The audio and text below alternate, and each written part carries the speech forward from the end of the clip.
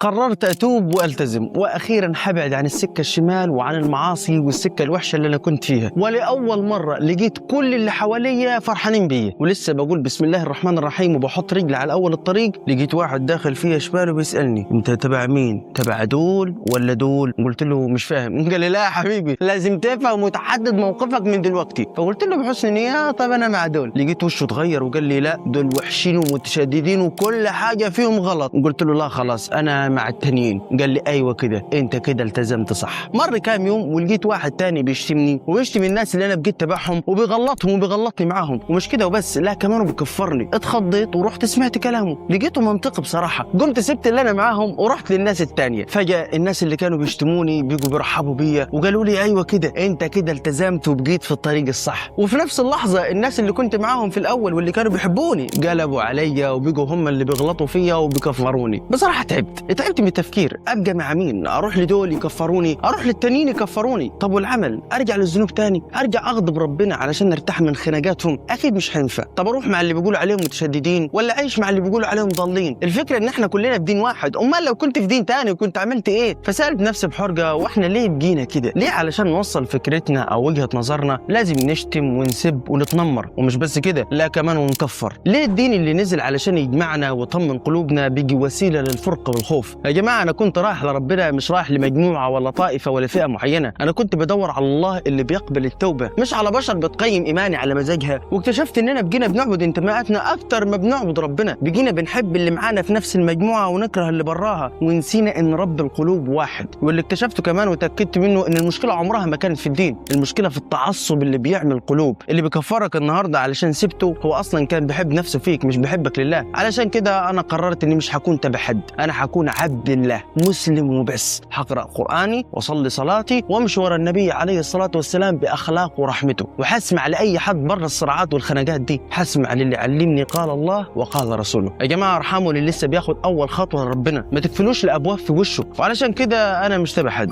أنا تبع لا إله إلا الله محمد رسول الله وكفى بها نعمة. أنا محمد أبو السعود وده حديث الجمعة. دمتم في أمان الله والسلام عليكم.